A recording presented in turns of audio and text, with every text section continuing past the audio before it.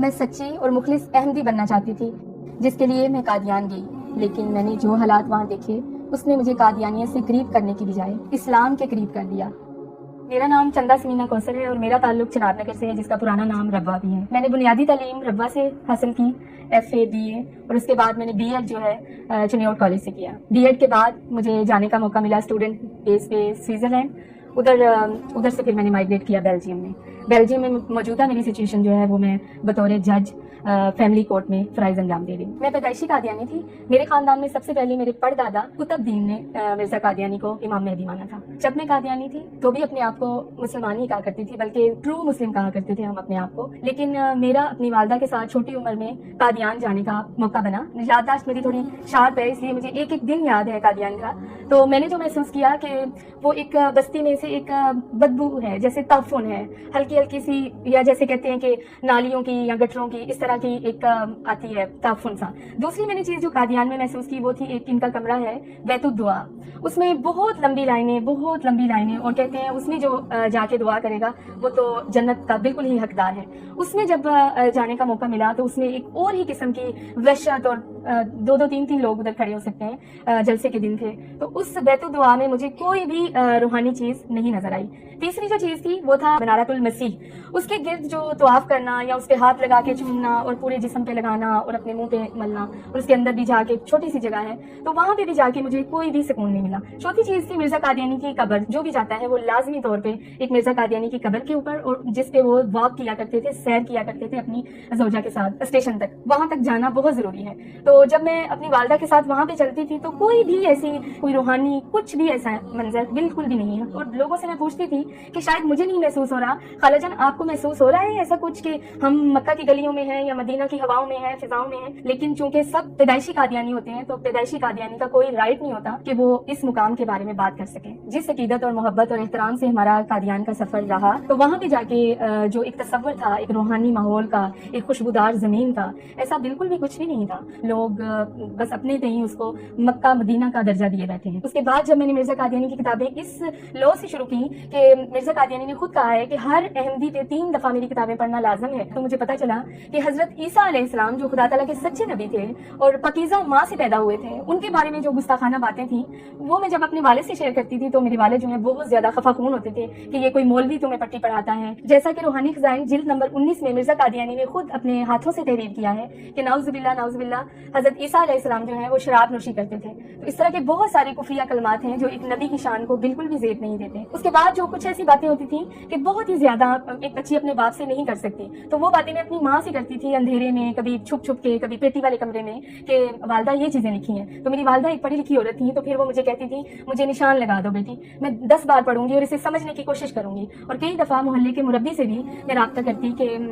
آپ تو ہمارے استاد محترم ہیں، ہماری رہنمائی کریں، یہ باتیں دل میں ایک گرہ سے باندھتی جا رہی ہیں۔ اس سارے سلسلے کے بعد جب میں اپنے والدین سے بات کرتی، میری والدہ جو ہے قائل ہو جاتی تھی، لیکن میرے والد کبھی بھی قائل نہیں ہوتے تھے، بلکہ وہ کہیں نہ کہیں میرے لیے مرنے کی بد دعائیں کرتے تھے کہ یہ کیا اذیت ناک ایک بچہ میرے گھر پیدا ہو گیا ہے، کیونکہ میں سب سے بہن بھائیوں میں چھوٹی تھی اور سب سے زیادہ خدمت گزار تھی، اور میرے بہن بھائی سب سیٹ تھے یورپ میں، لیکن میں اپنے والدین کے ساتھ تا دم مرگ میں نے نبھا کرنے کا وعدہ کیا ہوا تھا خدا سے۔ اس کے بعد جو ہے میں نے کچھ عرصہ کے لیے اپنے والد سے ڈسکشن کرنا بالکل بند کر دی۔ خدا سے میں نے عرض کرنی کہ یا خدا میں ایک عورت ہوں، ایک لڑکی ہوں، اگر میں اس عذاب سے نکلوں تو میں اپنے ماں باپ کے بغیر نہیں نکل سکتی۔ لیکن میرے والد کو آخری عمر میں کچھ ایسے خواب آنے شروع ہو گئے تھے اپنے متعلق، میرے متعلق، تو پھر وہ میں جب بھی ان کو فون کرتی بیلجیم سے تو وہ مجھے کہا کرتی میرے پاس جلدی سے آؤ۔ تو وہ کچھ آگ دیکھتے تھے، کبھی اپنے آپ کو جلتا دیکھتے تھے، تو کہتے تھے کہ تم میری بیٹی ہو، تم میری مرہم کر رہی ہو۔ تو اس طرح سے میرے والد کی جو نفرت تھی خدا تعالیٰ نے محبت میں بدل دی۔ پھر الحمدللہ 2015 میں وہ دن آ ہی گیا جب میرے والد جو ہیں بالکل باقاعدہ طور پہ مجھ سے ایگری ہو گئے کہ ہم اس قرض سے نکلتے ہیں، اور ڈھیروں لانتے ڈال کے مرزا قادیانی پہ ہم نے سچے دل سے اسلام کو قبول کیا۔ چونکہ بچپن میرا ربوہ میں گزرا، چناب نگر میں گزرا، تو بہت سارے ایسے واقعات ہیں جو ذہن پہ ویسے ہی نقش ہیں جیسے میں نے خود اپنی آنکھوں سے دیکھے۔ جیسا کہ وصیت کرتے ہیں یہ لوگ، پوری زندگی پیسے دیتے ہیں کہ ہم جنت میں داخل ہوں گے، اور علیحدہ سے بہشتی مقبرہ بنا رکھا ہے۔ تو جن لوگوں کے بھی پیسے تھوڑے سے کم ہوتے تھے ان کو وہاں پہ نہیں دفن کیا جاتا تھا، حالانکہ وہ پوری زندگی اپنی آمدن کا حصہ باقاعدہ دیتا رہا۔ اگر تھوڑے سے پیسے کسی بیماری کی وجہ سے یا بڑھاپے کی وجہ سے یا پریشانی کی وجہ سے وہ ادا نہیں کر سکا تو ان کا میں رحم کہیں پہ بھی نہیں دیکھتی تھی، اور اس کو امانتاً نارمل جو عام قبرستان ہے اس میں دفن کر دیا جاتا تھا۔ اور میرے والد چونکہ بزرگ تھے اور نظر بھی کمزور تھی اور بہت دعاؤں والے آدمی تھے، ان کو کو انوائٹ کیا جاتا تھا کہ فلاں وقت میں آپ آئیے، وہاں سے اس میت کو اٹھا کے نکال کے پھر بہشتی مقبرہ میں اس شرط پہ داخل کیا جاتا تھا جب تک وہ اپنے بقایا جات ادا نہیں کر دیتا تھا۔ 4 دن بعد یا 5 دن بعد، تو میں چھوٹی تھی تو اپنے والد سے ضد کرتی تھی کہ میں بھی آپ کے ساتھ ضرور جاؤں گی، مجھے دیکھنا ہے۔ جب اس کو نکال کے ایک ریڑھی سی ہوتی تھی اس کے اوپر رکھا جاتا تھا، اس وقت میں میرے والد کے کندھے پہ ایک صافہ سا ہوتا تھا، وہ میرے منہ پہ بھی لپیٹ دیتے تھے اپنے، کیونکہ اتنا زیادہ تعفن ہوتا تھا اور اس میت سے، اس لاش سے ایک غلیظ اور بدبودار پانی پورا سفر جو ہے عام قبرستان سے بہشتی مقبرے تک چھڑکاؤ ہوتا جاتا تھا۔ وہ میں اپنے دل میں اس قدر درد محسوس کرتی تھی کہ ہمارے پاس کیوں اتنے پیسے نہیں ہیں، ہم پیسے ادا کر دیتے تاکہ اس کی لاش کی یا میت کی اس طرح سے بے حرمتی نہ ہوتی۔ اسلام قبول کرنے کے بعد سب کے سب جو قادیانی لوگ ہیں، جو آپ کے رشتہ دار، تعلق، سہیلیاں، آپ کے ساتھ مل بیٹھ کے کھانے والے، بولنے والے، آپ کے دکھ درد میں شامل ہونے والے، وہ سب کے سب کو ایک لیٹر ایشو ہو جاتا ہے مرزا مسرور کی طرف سے کہ اس بندے نے قادیانیت کو رد کر دیا ہے اور ہمارے نزدیک اب یہ مرتد اور کافر ہے۔ تو یہ کہہ کر بہت ہی بری طرح سے دھتکارا جاتا ہے۔ یہ جو رویہ ہے ان کا شروع سے ہی چلتا آ رہا ہے، مرزا قادیانی اس کی بیسمنٹ بنا کے گیا ہے کہ کس طرح اس کو ایک ذہنی طور پر مفلوج کر دینا ہے۔ اور میں چشمدید گواہ ہوں کہ جب میں ربوہ میں تھی یا اسٹوڈنٹ تھی، بہت ساری لڑکیاں اور بہت سارے لڑکے جب سوال جواب کیا کرتے تھے تو وہ ان کو جواب نہیں ملا کرتے تھے تو وہ خودکشی کی طرف چلے جایا کرتے تھے، چونکہ ان کے ہاسپٹل اپنے ہیں تو وہ خودکشی جو ہے وہ سامنے نہیں آتی تھی۔ اور اس کی مثال جو ہے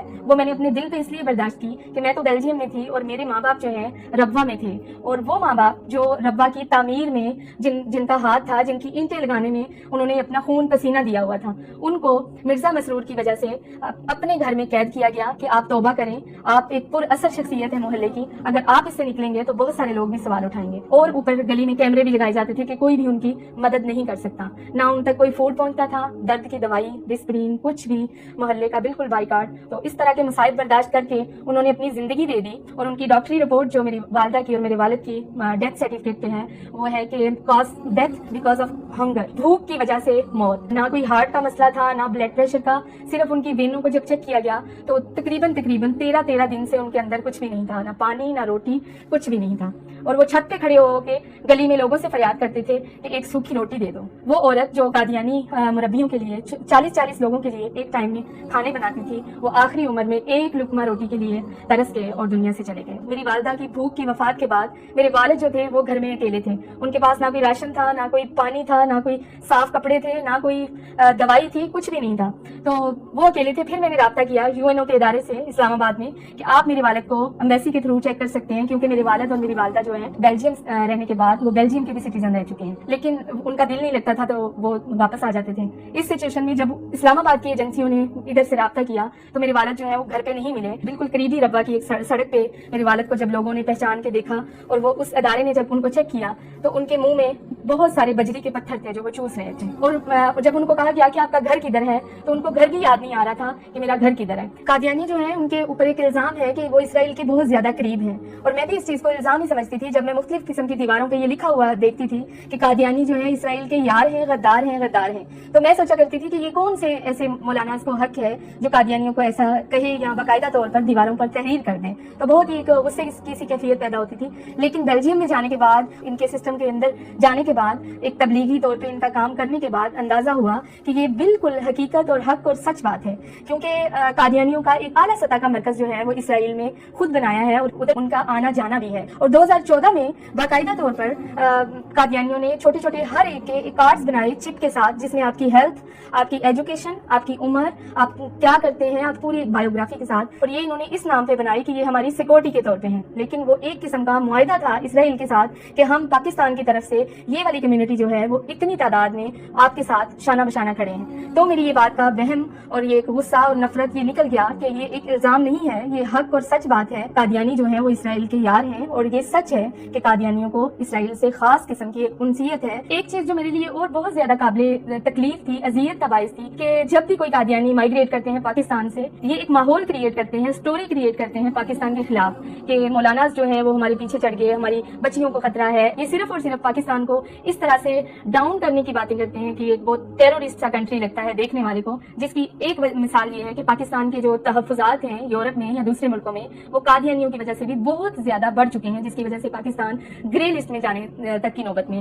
آ چکا ہے۔ میں خلوص دل سے سب قادیانیوں کو ایک پیغام دینا چاہوں گی کہ جب آپ اس ماحول سے نکل کر بہت ہی پرسکون زندگی کی طرف جانا چاہتے ہیں تو اسلام پہ غور و فکر کریں، قرآن پہ غور و فکر کریں۔ یہ نہیں کہ چند آیات کو آپ بحث کے لیے اٹھا لیں، اس پہ بحث کریں اور پورے قرآن کو آپ وہاں پہ دبا رہنے دیں۔ یہ تو کام منافقین کا تھا، کفار کا تھا جو وہ کرتے تھے۔ ضرور میرا ایک تہہ دل سے پیغام ہے کہ مرزا قادیانی کی کتابوں کو اپنی عقیدت کا چشمہ اور محبت کا چشمہ اتار کے پڑھیے، سچے دل سے پڑھیے، اور ہمارے لیے ایک مشعل راہ ہے عرفان محمود برق صاحب۔ کوئی کسی قسم کا بھی سوال ہو تو وہ آپ کی ضرور رہنمائی کریں گے اور عزت کے ساتھ آپ کے سر پہ پیار کی اور محبت کی ایک چادر بھی رکھیں گے جسے آپ کبھی بھی اپنے سے دور نہیں کر سکیں۔ اب میری زندگی کا مقصد صرف اور صرف یہ ہے کہ جو لوگ اندھیروں میں بھٹک رہے ہیں، جن کو راستہ کچھ بھی دکھائی نہیں دے رہا اور وہ اپنے تئیں سوال کرتے ہیں، اپنے تئیں جواب لیتے ہیں، ان کے لیے ایک آسانی میسر کرنا کہ وہ بھی اس نور کو پہچانیں، اس حق کو پہچانیں اور ایک سچی سفر کو جو زندگی میں بھی کامیاب کرے گا اور آخرت میں بھی شفاعت کا باعث بنے گا۔ اور زندگی بہت ہی آسان ہے فرمان مصطفیٰ صلی اللہ علیہ وسلم کے ساتھ، اور مرنا تو اس سے بھی آسان ہے شان مصطفیٰ کے ساتھ۔